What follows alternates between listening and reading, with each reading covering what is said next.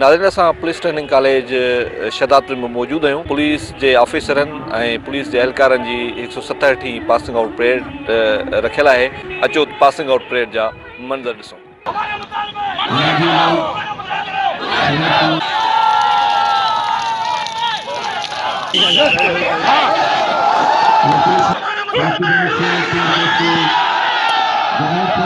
यहाँ पे डिसिप्लिन हम लोगों ने सीखा है और बहुत सारी चीज़ें सीखी है। आवाम के साथ किस तरह से बर्ताव रखना है हमें ये सीखा है, और फील्ड में कैसे काम किया जाता है ये सीखा है हम लोगों ने। अब आप जाके क्या करेंगी?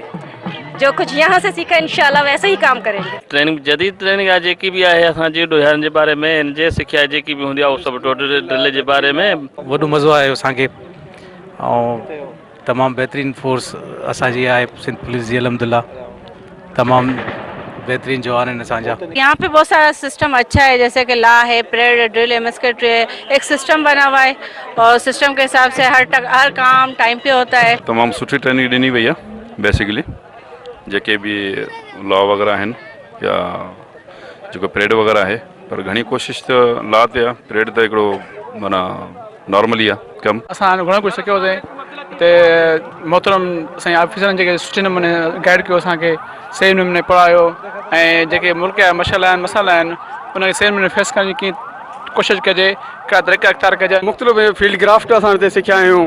इन्वेस्टिगेशन आहे, उन बारे में असांखे कुझु काफ़ी लॉ में सेखारियो वेंदो आहे। हिते बहितरीनु असां बेहतरीन ट्रेनिंग सेंटर है। अल्हम्दुलिल्लाह हम ड्रिल के साथ और इनको अच्छी तरबियत बना देते हैं ताकि ये ज़िले में जाके अपने जवानों से, आवाम से अच्छा बर्ताव करें और आवाम का जान और माल का ख्याल रखें। उसी तरह का बंदा, उसी तनख्वाह वाला बंदा उठाएंगे जो बहुत नेक पारसा ईमानदारी से ज़िंदगी गुजार रहा हो। नाज़रीन पुलिस ट्रेनिंग कॉलेज में अॼु 167वीं पासिंग आउट परेड जंहिंजी सलामी DIG ट्रेनिंग सिंध शौकत अब्बास ऐं पुलिस ट्रेनिंग कॉलेज जे प्रिंसिपल करमुल्ला सूमरो वरिती। उन जा मंज़र पाण ॾिठासीं।